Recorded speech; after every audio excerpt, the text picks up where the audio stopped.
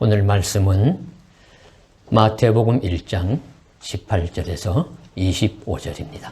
예수 그리스도의 나심은 이러하니라. 그의 어머니 마리아가 요셉과 약혼하고 동거하기 전에 성령으로 잉태된 것이 나타났더니 그의 남편 요셉은 의로운 사람이라 그를 드러내지 아니하고 가만히 끊고자 하여 이 일을 생각할 때에 주의 사자가 현몽하여 이르되 다윗의 자손 요셉아 내 아내 마리아 데려오기를 무서워하지 말라.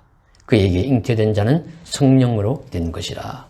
아들을 낳으리니 이름을 예수라 하라. 이는 그가 자기 백성을 그들의 죄에서 구원할 자이심이라 하니라. 이 모든 일이 된 것은 주께서 선지자로 하신 말씀을 이루려 하심이니 이르시되 보라 처녀가 잉태하여 아들을 낳을 것이요 그의 이름은 임마누엘이라 하리라 하셨으니 이를 번역한즉 하나님이 우리와 함께 계시다 함이라. 요셉이 잠에서 깨어 일어나 주의 사자의 분부대로 행하여 그의 아내를 데려왔으나 아들을 낳기까지 동침하지 아니하더니 낳음에 이름을 예수라 하니라. 아멘. 성경에서 결혼을 했음에도 오랫동안 아기가 생기지 않아 고심하며 기다리다가 기적같이 아기를 낳는 이야기가 몇 번 나옵니다. 첫째는 아브라함과 사라가 낳은 이삭입니다. 이삭을 낳을 때에 아브라함은 100세, 사라는 90세였다고 합니다.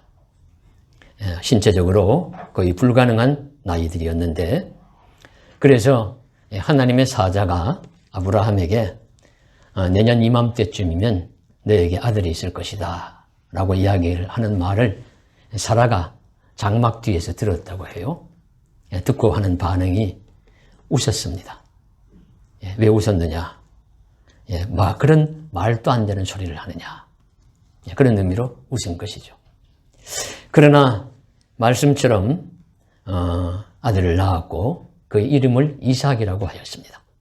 이중적인 의미가 있습니다. 하나는 말도 안 되는 그런 소리, 그래서 그럴 리가 하면서 웃은 헛웃음의 의미 있고요. 또 하나는 노년의 귀한 아들을 얻어 기쁘고 즐겁다 하는 그런 의미의 웃음. 이삭이란 뜻이 웃음이란 뜻이거든요. 그런 의미로 이삭을 이름을 지었다 말씀하시고 있습니다. 둘째는 삼손입니다. 이때도 하나님의 사자가 나타나서 소식을 전합니다. 사사기 13장 3절에 여호와의 사자가 그 여인에게 나타나서 그에게 이르시되 보라 내가 본래 임신하지 못함으로 출산하지 못하였으나 이제 임신하여 아들을 낳으리니. 이 여호와의 사자의 예고대로 마나오와 그 아내 사이에 아들이 태어났습니다. 그 이름은 삼손이고 날 때부터 나실인이고 우리 천하장사로 살았던 삼손입니다. 역시 이 삼손의 부모도 오랫동안 아이를 갖지 못하다 여호와의 사자의 예고를 받고 기적적으로 태어난 경우입니다. 셋째는 세례 요한입니다. 세례 요한의 부모인 사가랴와 엘리사벳 역시 나이가 많고 자식은 없었다고 우리 누가복음은 전하고 있습니다. 누가복음 1장 7절에 엘리사벳이 잉태를 못함으로 그들에게 자식이 없고 두 사람의 나이가 많더라. 그러나 천사가 성전에서 직무를 행하는 사가랴에게, 사가랴가 이제 제사장이기 때문에 그 순서에 따라 가지고 반차라 그러죠. 순서에 따라서 성전 직무를 감당을 하는데 이 하나님의 사자가 임재를 했어요. 그래서 예고를 합니다. 당신이 아들을 낳을 것이니 이름을 요한이라고 해라. 그러니까 이 사가랴가 이 말을 믿지 못합니다. 그래서 누가복음 1장 18절에 보시면 내가 이것을 어떻게 알리요? 이것은 이건 불가능한 일이요. 그런 뜻이죠. 내가 늙고 아내도 나이가 많습니다. 이처럼 예고한 말씀을 믿지 못하자 일종의 벌러서 그럼 내가 아이를 낳을 때까지 벙어리가 되어서 말을 못하리라. 그래서 말을 하지 못한 채로 요한을 낳을 때까지 있다가 아기를 낳으니까 말을 했다. 그때 태어난 아들이 세례 요한. 예수님의 길을 예비하는 자로서의 역할을 잘 감당한 세례 요한이었습니다. 그리고 마지막으로 임신할 가능성이 전혀 없는 불가능한 상황에서 태어난 분이 예수님입니다. 누가복음에 의하면 어머니가 될 마리아가 아기를 가질 때 역시 천사가 나타나서 예고를 합니다. 내가 잉태하여 아들을 낳으리니 그 이름을 예수라 하라. 이때 마리아가 자신이 처녀임을 고백합니다. 그래서 마리아가 응답하기를 내가 남자를 알지 못하니 어찌 이 일이 있으리까. 그러니까 아기를 가지지 못하는 것을 가장 믿지 못할 자는 당사자예요. 예, 자기는 자기를 알지 않습니까? 그래서 나는 남자를 알지 못하는데 어찌 아기를 낳을 수 있느냐. 그러니까 천사가 아이고 하나님은 다 할 수 있다. 이렇게 하면서 설득을 하니까 마리아가 받아들이고 천사의 예고대로 아기가 태어나니 그분이 인류 구주 예수님입니다. 이런 기적적인 출생에는 몇 가지 공통점이 있습니다. 첫째는 하나님의 사자 천사가 예고가 있었다. 그래서 먼저 하나님의 사자가 나타나서 말씀으로 아이를 낳을 것이라고 예고해 주었습니다. 둘째는 그렇게 태어난 인물들이 모두 위대한 인물들입니다.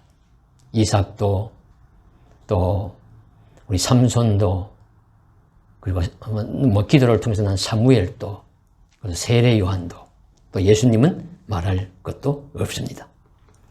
그리고 또 하나의 특징은 이런 예고를 들은 그 부모가 그 말을 믿지 못했다는 것입니다. 이 소식을 듣고는 처음에는 다 믿지 못했어요. 그럴 수가 있습니까? 어떻게 그것이 가능합니까? 다 나이가 많거나 육체적으로 불가능하다고 생각되거나 상식적이나 과학적으로도 불가능하다고 생각이 되어서 다 믿지 못해요. 그럼에도 불구하고 결국은 그들은 자녀를 낳았습니다. 그리고 특별한 인물들이 되었습니다. 그래서 이 말씀을 통해서 우리들에게 전해주시는 메시지가 있습니다. 성경 말씀이 그대로 나옵니다.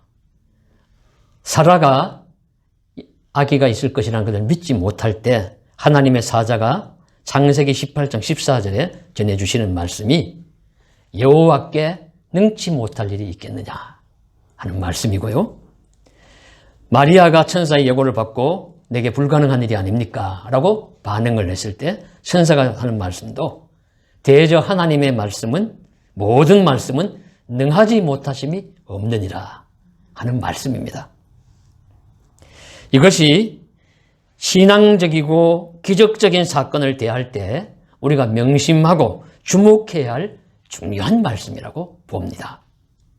사람은 불가능하지만 하나님은 모든 일이 가능하시다 하시는 것입니다.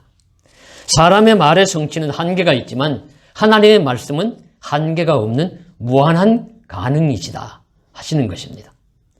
하나님께 능치 못할 일이 있겠느냐. 우리 성경에서 핵심적인 말씀을 하실 때마다 이렇게 한마디씩 던져주세요. 하나님의 말씀은 능하지 못하심이 없느니라. 사람은 시간과 공간이라는 범주 안에서 진리 판단을 합니다. 내가 보고, 내가 듣고, 내가 아는 테두리 안에서 이것은 옳다, 저것은 틀렸다, 이것은 가능하다, 저것은 불가능하다, 이렇게 우리가 판단을 합니다. 그러니까 우리는 자기의 그 시간 공간을 벗어날 수가 없어요. 자식이 배운 지식, 그리고 경험한 것, 또 자기가 알고 있는 것, 자기가 알고 있는 또 세계, 그 안에서만 가능한데, 하나님은 우리가 살고 있는 그 시간적, 공간적 범주를 벗어난 우주의 하나님이시니까, 그 우주의 하나님이 하시는 일을 우리가 어떻게 다 알 수가 있겠습니까? 간략한 예를 자주 듭니다마는 아마 수백 년 전만 해도 하늘에 비행기가 나는 것을 아무도 믿지 못했을 거예요. 그런 이야기 하면 다 너 미쳤구나 했을 겁니다. 불과 수십 년 전만 해도 오늘날과 같은 우리 휴대전화 사용 다 생각도 못했습니다. 저는 저희 집에 전화기를 가져본 적이 유선 전화기도 가져본 적이 없고요. 그러다가 학생 때 어디 도시에 나가서 공부를 한다고 자취를 했는데 그 자취집에 방집에 큰 집에 이렇게 방을 많이 지어놓고 학생들을 자취를 그렇게 해서 그런 집인데 그 집에 전화가 딱 한 대 있었습니다. 마루에. 그러면은 그 전화번호를 가르쳐 주면은 전화가 오면은 소리를 질러서 부릅니다. 아무개 방에 작은 학생, 큰 학생. 그럼 저는 항상 키가 작기 때문에 작은 학생이에요. 작은 학생! 그러면 소리를 그렇게 지르고는 그냥 마당을 가로질러 가지고 전화기 빨리 끊어지기 전에 간다고 달려가지고 가서 마루에 있는 그 전화를 받고 그렇게 공동 사용을 했던 기억이 납니다. 휴대전화가 처음 시작되었을 때 저희가 섬기던 교회 담임 목사님이 카폰을 뭉툭한 걸 이렇게 하나 달고서는 우리 부교역자를 뒤에 태우고는 자랑스럽게 자기 동기 목사님하고 통화를 했어요. 뒤에서 우리가 입이 딱 벌어지면서 우리는 언제 저런 거 한번 가져보나 했습니다. 그러던 것이 불과 20, 30년 후에는 그보다 훨씬 기능이 좋고 통화뿐만이 아니라 영상까지 다 볼 수 있는 그런 상황의 그런 휴대폰을 우리 초등학생까지 유치원 아이들까지 다 가지고 있는 시대가 되었습니다. 누가 그 당시에 믿을 수 있었겠습니까? 이와 같은 과학 발전 속에서도 우리가 자기의 범주 안에서 믿고 진리 판단하는데 영원하신 세계를 관장하신 하나님이 하시는 일에 대해서 우리가 우리의 갇힌 범주 안에서 이건 옳습니다. 이건 틀립니다. 이건 가능하다. 이건 불가능하다. 이런 것이 통용이 안 되죠. 그러니 우리도 우리 경험의 한계라든가 우리 시대의 지식의 한계에만 너무 매이지 말고 성경은 진리이고 하나님은 전지전능하신 분이니까 하나님이 하시는 일의 무한 가능성에 대해서는 열린 마음과 확고한 믿음을 가져야 한다 하는 것을 우리 말씀 속에서 깨닫습니다. 그럼 우리가 종종 이 말씀을 기억해야 할 것입니다. 사람으로서는 할 수 없으나 하나님으로서는 다 하실 수 있느니라. 하나님의 모든 말씀은 능하지 못하심이 없느니라. 이 말씀에 아멘으로 화답하는 믿음을 가질 수 있기를 간절히 소망합니다. 두 번째로는 오늘 마태복음이 전하는 말씀도 실제로 삼는 문제가 그것입니다. 마리아가 임신한 사실에 대해서 약혼자인 요셉이 어떻게 반응했느냐 하는 것을 오늘 문제로 삼고 있습니다. 그래서 오늘 말씀해 보시면은 18절에 예수 그리스도의 나심은 이러하니라. 그의 어머니 마리아가 요셉과 약혼하고 동거하기 전에 성령으로 잉태된 것이 나타났더니, 동거하기 전에 약혼한 상태에서 잉태하였다 하는 사실을 남편 된 요셉이 알게 되었습니다. 그러면 어떻게 하겠습니까?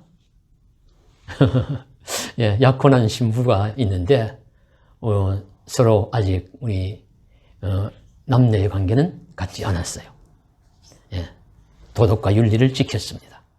그런데 그 아내가 될 사람이 아기를 가졌다는 소문이 들렸습니다. 그리고 실제로 아기를 가졌습니다. 어떻게 하겠습니까? 여러 가지 반응을 할 수 있죠. 하나는 이제 동네방네 나팔을 부는 겁니다. 아이고, 아무개 아주 정숙한 줄 알았더니만 다 빈말이야. 아니면은 법정에다 고소를 합니다. 시비를 가려주시오. 그렇지 않으면은 그저 조용하게, 아이고, 여러 가지 이제 이유를 대어서 알고 보니까 성격이 안 맞을 것 같아요. 평생 마음 맞추어 살기 어려울 것 같아요. 이렇게 해서 적당한 핑계를 대어서 끊든지, 아니면 그럼에도 불구하고 나는 그녀가 좋으니까 다른 사람은 아무 말 하지 말라. 나는 함께 살겠다 하든지. 이런 등등이 있는데 요셉은 그를 드러내지 않고 가만히 끊고자 했다. 그렇게 했습니다. 요셉은 그것을 소문내지 않고 그냥 자기 선에서 조용하게 끊고자 했다. 이 사실을 두고서 성서는 요셉을 의로운 사람이라고 그렇게 말씀하고 있습니다. 본래 우리가 알고 있는 의라는 것은 옳고 그름을 분명히 밝히는 것입니다. 그러자면 법정 고소를 하든지 소문 동네방네 드러내든지 그걸 밝혀야 하겠지만은 의로운 행위처럼 보이지만 성서가 여기서 말씀하시는 의는 상대의 허물을 들추어서 망신을 주거나 정죄하는 것이 목적이 아니라 사랑하고 믿었던 사람을 지켜주는 자세, 그것을 의롭다고 말씀하시고 있습니다. 행위 이전에 그 마음이, 그 중심이 올바르다는 것이죠. 생각해 보십시오. 사람은 누구나 여러 허물이 있고 실수가 있습니다. 말 실수하고 판단 실수하고 행동 실수합니다. 인격적인 허물을 범하기도 하고 신앙적인 죄를 범하기도 합니다. 누구나 여러 가지 허물을 범하면서 살아갑니다. 그러니까 허물마다 실수마다 죄마다 일일이 낱낱이 드러내어 밝히고 따진다면 의롭다고 인정받을 사람이 누가 있겠습니까? 그런즉 우리는 누군가의 오래 참음에 기대어 살고 있고 너그러움의 혜택을 받고 있습니다. 이런 상대의 허물을 보호해 주려는 너그러움을 가지는 것도 일종의 관대한 의라고 볼 수 있습니다. 물론 요셉이 다른 여러 가지 불의한 행동이나 처신을 잘 하지 않기 때문에 의롭다고 할 수도 있지만 여기서는 사랑하는 약혼녀 마리아의 결정적인 허물을 조용히 덮어가려는 그 마음과 자세를 요셉의 의로움이라고 말씀하고 있습니다. 그렇다고 무조건 다 덮고 살아 그것도 아니죠. 그냥 조용히 끊고 다닌다 하면서 자신의 정당성을 지키면서 상대의 허물을 감추어주는 그런 마음을 성서는 지금 오늘 말씀 속에서는 의롭다고 그렇게 표현을 하고 있습니다. 자신의 옳음을 지켜가면서 또 상대도 보호해 주는 그 마음이 의로운 것이죠. 그래서 마태복음에서는 의에 대한 관심이 많아요. 아주 예수님이 하시는 결정적인 행동의 순간에 의로 결론을 맺을 때가 있습니다. 세례 요한이 예수님께 세례를 주려고 할 때 세례를 주려고 하는 것이 예수님이 세례를 받으러 오신 것이죠. 오히려. 그러니까 내가 어떻게 세례를 받아야 되는데 세례를 줄 수 있습니까? 그때 예수님이 하시는 말씀이 이렇게 함으로써 하나님의 의를 이루는 것이 옳다. 모든 것을 의를 이루는 것이 합당하니라. 마태복음 3장 15절에 말씀합니다. 산상보훈의 주옥 같은 말씀들이 있는데 그 말씀의 가장 핵심적인 말씀을 마태복음 5장 20절이라고 봐요. 너희 의가 서기관과 바리새인보다 더 낫지 아니하면 결단코 천국에 들어가지 못하리라. 서기관과 바리새인보다 더 나은 의를 말씀하고 있습니다. 포도원 품꾼의 비유에서도 그래서 포도원 품꾼 우리가 볼 때는 불합리하게 보이는 그래서 다 한 대다리씩 주인의 마음대로 주는 그 의는 주인이 생각하는 의입니다. 내가 너희에게 상당하게 주리라 의롭게 주리라 하는 말씀대로 하였기 때문입니다. 이런 의들은 우리의 생각과 차원을 뛰어넘습니다. 그러나 분명한 것은 하나님이 옳다고 여기시는 겁니다. 그러므로 우리도 하나님이 인정하시는 의를 소유하기를 원하고 요셉의 처신을 의롭다 인정하시는 말씀처럼 우리의 삶과 행위도 주님 보시기에 의로울 수 있기를 간절히 소망합니다. 그리고 이 부분에서 하나 더 주목할 우리 성서 본문은 이 일을 생각할 때에 우리 20절에 보시면 이 일을 생각할 때에 이 일을 생각한다는 것은 요셉이 마리아가 임신했다는 소식을 들었다는 그 상황입니다. 그것을 생각을 했다. 그러니까 듣고 나서는 바로 나는 무자르듯이 그냥 끊어버려. 그래 끊은 것이 아니죠. 난 다 처리한 것이 아닙니다. 그 일을 마음에 품고 생각했다는 시간적인 얼마의 시간을 가졌는지 모르지만 시간적인 여유를 가졌다는 뜻입니다. 그 일을 마음에 품고 생각했습니다. 요셉이 바로 행동했다면 어떡하겠습니까? 그러면은 한번 그냥 끝내버리면 그 다시 되돌리기 참 어렵잖아요. 소위 버스 지나간 다음이지 않습니까? 그래서 우리가 무슨 일을 당할 때 생각할 시간을 가져라 하는 메시지입니다. 우리가 생각할 시간을 갖는 것입니다. 하나님이 개입하실 시간을 드리는 것이고 하나님의 역사를 우리가 기대하고 기다리는 점에서 이 일은 참 중요하다고 보여집니다. 우리 생활 자세에서요. 대부분 보시면요. 하나님이 미리 가르쳐 주시지 않습니다. 앞일에 대해서. 전도서의 말씀에 전도서 7장 14절에 사람이 장래일을 능히 행하려 알지 못하게 하셨느니라. 그렇게 분명히 말씀하십니다. 그래서 하나님이 아브라함에게 시험을 하실 때도요. 내 독자 이삭을 모리아산에서 번제로 드려라. 가르쳐 주셨습니다. 좀 지시하셨습니다. 그런데 만일에 드리려고 하면은 내가 양을 준비했다가 이삭 대신에 양으로 제사하게 할 거다고 가르쳐 주시지 않았어요. 가르쳐 주셨으면 아브라함이 고민이 덜 했겠죠. 고민 덜 하고 그냥 이삭 데리고 갔을 겁니다. 그러나 가르쳐 주시지 않았기 때문에 정말 그렇게 하실 것 같이 말씀하셨기 때문에 아브라함의 그 고민과 여러 가지 두려움과 걸어가는 3일 동안의 그 시간적 고뇌의 그 깊이와 양은 키에르 케고르가 말한 것처럼 아브라함의 3일 길은 아브라함 시대부터 오늘날 이 시간보다 더 길고 깊었을 것이라고 표현하는 것과 같이 그렇게 참 고민 걱정이 많았을 거예요. 그러나 그대로 따랐을 때에 하나님은 계획 속에, 하나님의 예정 속에 들어있었죠. 미리 양을 준비했다가 그것을 면하게 해주셔서 선을 이루는 결과를 맺게 해주셨습니다. 이런 경우가 참 많다고 보여집니다.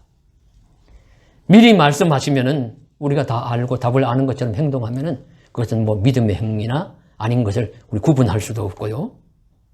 그래서 하나님은 가르쳐 주시지 않아요. 장래 일을 사람들로 하여금 알지 못하게 하셨습니다. 우린 앞으로의 일이 어떻게 펼쳐질지 모릅니다.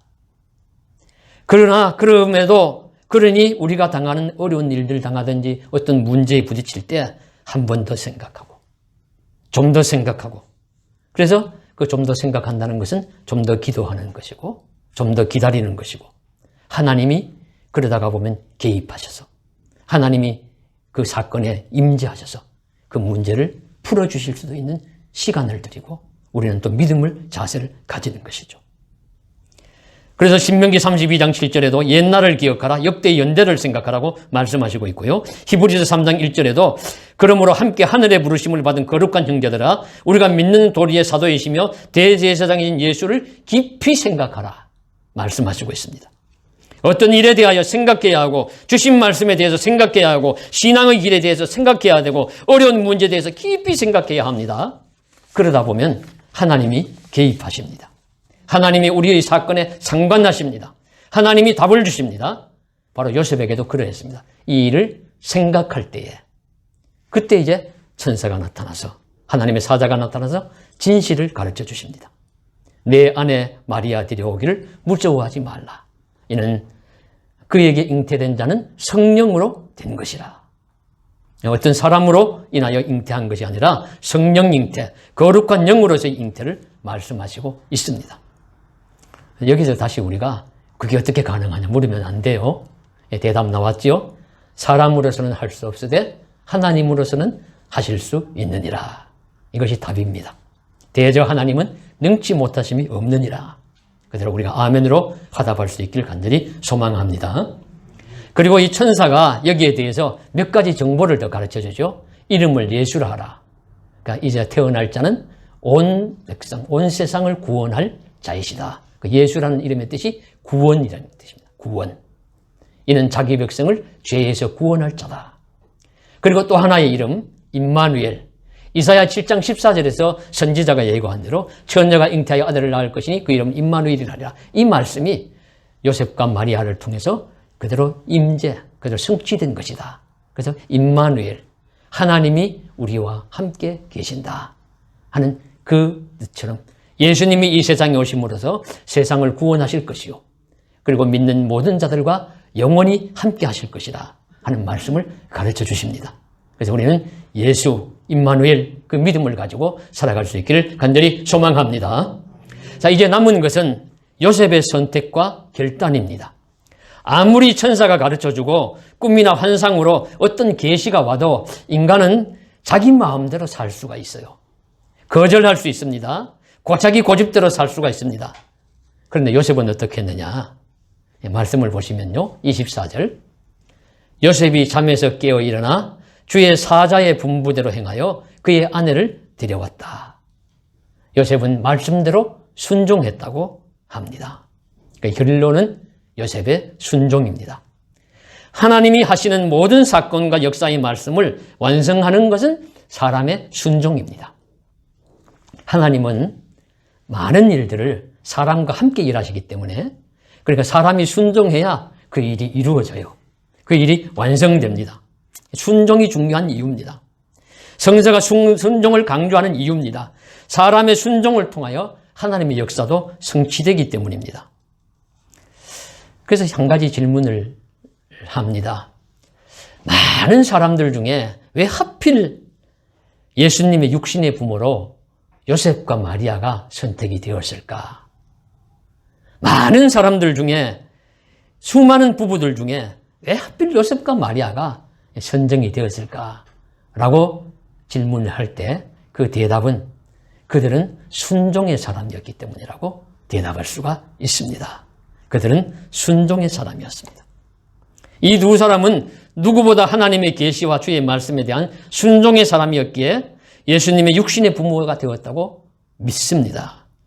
이 순종이 결코 그러나 쉽지 않았을 겁니다. 중세 말에 이탈리아의 지오토 또는 조토라고 하는 미술 화가가 있습니다. 성화를 많이 그렸죠. 그를 역사를 바꾼 화가 이탈리아 최초의 르네상스 미술의 선구자라고 하기도 합니다. 근데 그의 그림 중에 요셉과 마리아가 결혼식을 하는 장면이 있습니다. 나중에 한번 우리 인터넷 가서요, 지오토하고 우리 성화의 그의 그림들을 찾아보시면은 많은 성화들이 있는데 그 중에 요셉과 마리아가 결혼을 하는 장면이 나와요. 그래서 이제 가운데 제사장처럼 보이는 주례자죠. 오늘날은 사람 있고, 그 이제 양쪽 옆에 요셉이 있고 마리아가 있고, 뭐 반지를 끼워주려고 하고 마리아는 손을 내어밀고 있고 그런 있습니다. 그리고 이 양쪽 주변에 이제 몇 사람 이제 하객들을 그려놓았어요. 그런데 이 하객들이 이 결혼식에 집중을 하는 것이 아니라 자기들끼리 수군거립니다. 자기들끼리 보면서 좀 침울한 인상으로 수군거리는 모습을 그려놓았고, 그 중에 조금 앞서서 한 남자가, 좀 젊은 남자가 손을 들고 질문이 있다, 의의 있다 하는 그런 표시를 하고 있습니다. 그리고 이 마리아는 우리 손을 내밀고 있는데, 한 손은 반지를 손을 내밀고 있는데 다른 한 손은 자기의 배를 만지고 있어요. 근데 배가 불룩해요. 그러니까 배가 불룩한 자기 배를 만지고 있습니다. 이 그림을 우리가 여러 가지로 해석할 수 있지만 요셉과 마리아의 그 순종으로 인한 받아야 할 그 고난과 힘든 상황을 그렸다고 보여집니다. 그러니까 우리가 성서에는 나오지 않잖아요. 요셉과 마리아가 어떻게 결혼을 했는지, 뭐 결혼식을 했는지 안 했는지 그 사실도 말씀하지 않으니까 정확히는 모르지만은 화가의 작가의 상상력으로 이제 그린 것이죠. 그리면서 한번 순종한다고 할 수 있지만은 그 순종으로 인해서 그가 받아야 할 세상 사람들의 손가락질, 또 수군거림, 또 뭐 당해야 될 여러 가지 고통들을 표현했다고 보여집니다. 이처럼 순종은 말처럼 쉬운 것이 아닙니다. 그러나 그럼에도 불구하고 이 요셉은 또 마리아는 순종했던 순종의 인물입니다. 그래서 마리아도 순종을 했고 요셉도 순종해서 이 역사가 이루어진 것이지요. 실제로 마리아는 그 뒤에도 우리 요한복음 2장에 최초의 이적 사건이라고 하는 물로 포도주를 만드는 사건에서도 예수님에 대한 순종을 그대로 보여줍니다. 그래서 마리아가 예수에게 그렇게 묻지요. 포도주가 떨어졌다. 그러니까 어머니 무슨 상관이 있습니까? 그러면서 그럼에도 불구하고 마리아는 하인들에게 예수가 뭐라고 말하든지 그대로 해라. 순종을 말해요. 예수가 뭐라고 말하든지 그대로 해라. 그러니까 예수님이 항아리에 물을 채우시오. 하인들을 보고 이야기하고 하인들이 아무 소리 안 하고 물을 채우고 항아리에 담긴 물을 손님들에게 갖다 주시오. 아무 말 하지 않고 순종해서 갖다 주니까 물이 변해서 포도주가 되었다. 그런 말씀이죠. 마리아의 순종을 부각하는 것이 또 교훈 중에 하나일 것입니다. 이처럼 마리아도 순종하는 사람, 요셉도 순종하는 사람이었습니다. 그래서 요셉도 순종함으로써 이 하나님의 아들을 자기의 가정으로 받아들이고 그리고 키워서 또 이 역사를 이루어내는 그 일에 선한 도구가 되었습니다. 순종한다는 것은 쉽지 않지만 내가 생각하는 불합리, 내가 받는 모욕, 그보다도 그러나 더 중요한 것이 예수님 구원이라는 사실, 임마누엘, 하나님이 우리와 함께 하신다는 의미, 그 말씀이 이루어야 할 궁극적인 선, 이런 것들을 깨달으면서 우리 순종으로 살아가는 그런 아름다운 모습을 보여주시고 있습니다. 결국에 우리 성경에는 많은 사건들은 순종을 통해서 이루어집니다. 많은 은혜로운 결론은 하나님의 명령과 그 명령에 대한 그런 수많은 사람의 그 믿음의 사람의 순종으로 완성됩니다. 노아의 방주도 믿기 어려운 상황에서 노아의 순종으로 이루어진 것이고요. 출애굽기의 이스라엘의 사건 하나하나마다 모세의 순종과 믿음의 동력자들의 순종으로 이루어집니다. 한 가지 사건은 조금 세밀하게 좀 살펴보시죠. 여리고 함락시키는 사건요. 잘 아시는 바와 같이 여리고성은 아주 오래된 성이고 매우 강한 성이라고 합니다. 역사적으로 오래된 성이 여리고성인데 그 강하고 튼튼한 여리고성을 함락을 하려면 뭐 돌을 던지든지 성을 기어오르든지 아니면 뭐 큰 우리가 사극에서 보는 것처럼 큰 나무를 이렇게 그 무기처럼 해가지고 사람이 해서 확 밀면서 그리고 뭐 문을 깨뜨리든지 그렇게 해야 되는데 그렇게 하지 않고 아무 소리 하지 말고 차례로 줄을 서가지고 온 백성들 제사장들을 비롯해서 한 바퀴씩 돌아라. 하루에 한 바퀴씩 돌아라. 아무 말도 하지 말아라. 여러분 오늘날 그렇게 전쟁하라고 하면 뭐라고 하겠습니까? 온갖 매스컴 여론에서 바보 같은 짓 한다고 난리치겠죠. 그렇게 하면 여리고성 사람들은 뭐 손 놓고 가만히 있겠더냐? 그들이 돌을 던지고 화살을 날리고 하면 뭐 오히려 죽지 않겠느냐? 그런 짓을 바보 같은 짓을 왜 하느냐고 하겠지만은 이스라엘 백성은 희한하게도 순종했습니다. 아무 소리 안 하고 순종하니까 또 여리고성 안에 사람들도 꼼짝도 못하고 그들을 공격하지 못해요. 그러다가 결국에는 성이 무너집니다. 이것은 뭐 힘으로 어떤 기술로 무너뜨렸다는 의미가 아니라 하나님의 말씀에 순종했을 때 난공불락처럼 여겨지던 인간의 성도 무너지더라 하는 메시지를 우리들에게 주시는 것이죠. 나아만이 요단강에 가서 7번 몸을 담그었을 때 병이 나았습니다. 이것도 순종 때문에 나은 것이라는 것을 가르쳐 주십니다. 그 요단강 물이 아람의 물보다 더 뭐 깨끗하고 효험이 있어서가 아니라 선지자의 말씀이 하나님의 말씀인 줄 믿고 그대로 따랐을 때 이루어진 역사다. 기드온이 300명의 용사를 가지고 수십만 미디안을 이긴 것도 우리 뭐 상식적으로 생각하면 불가능한 일이죠. 그러나 그 말씀대로 따랐을 때 이루어진 결과다 하는 순종을 강조하시고 있습니다. 그래서 순종을 제사보다 낫다고도 말씀하십니다. 순종은 자기 고집을 꺾는 것입니다. 자신의 생각을 내려놓는 것입니다. 하나님의 생각에 하나님의 말씀에 나를 맞추는 것입니다. 하나님의 뜻에 나를 복종시키는 것입니다. 내가 볼 때 아무리 좋게 보여도 하나님이 아니라고 하시면 아님의 편에 서야 하고 내가 볼 때 아무리 아니어도 하나님이 그렇다고 하시면 그렇다는 편에 믿고 따라야 순종입니다. 그런데 순종에서 우리가 주의해야 할 것이 있습니다. 어떤 사람의 말에 순종하라고 하지 않습니다. 어떤 조직의 말에 순종하라고 하지 않습니다. 이것은 일종의 역기능을 가져올 수가 있죠. 많은 이단 사이비들이 거짓을 진리인 양 꾸미고 순종을 강요할 때 순종이라는 명분 앞에 그것에 속아서 인생을 망치고 가정을 망치기도 합니다. 이런 순종의 오용에는 조심해야 합니다. 순종은 오용될 수가 있습니다. 순종을 이용해서 그릇되게 자기의 말에 사람은 복종시킬 수 있습니다. 그것은 참된 순종이 아닙니다. 순종이라는 것은 하나님이 주신 분별력으로 정말 이것이 하나님의 말씀이다 하는 것에 대해서 순종하는 것입니다. 하나님의 말씀, 정확한 하나님의 지시인 경우에는 나의 생각을 앞세워서는 안 되고요. 내 뜻대로 해서는 안 됩니다. 하나님의 말씀대로 하나님의 뜻대로 해야 합니다. 그래서 우리는 명심해야 합니다. 우리의 순종을 통해서 하나님의 역사에 동참할 수 있다는 사실을 알아야 합니다. 요셉도 천사의 지시에 순종했습니다. 그래서 그는 하나님의 아들을 이 세상에서 품고 돌보는 가장의 역할, 육신의 아버지로서의 삶을 살아감으로써 성역사, 거룩한 역사에 동참자가 되었습니다. 우리도 무엇보다도 하나님의 말씀에 순종하는 자가 되어야 합니다. 그래서 우리의 인격에, 우리의 행동에, 우리의 삶에 하나님에 대한 순종의 영이 심어지기를 원합니다. 우리 모두는 하나님을 사랑하기 때문에 하나님의 말씀이 진리이기 때문에 그에 순종하는 자가 되기를 원합니다.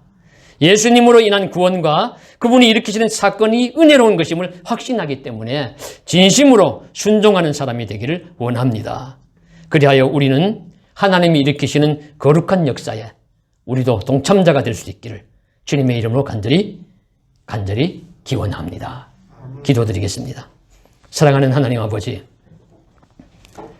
순종하는 자가 되어서 하나님의 거룩한 역사에 동참자가 되게 하여 주십시오. 사람의 말이나 어떤 조직의 말에 우리 순종하는 것이 아닙니다.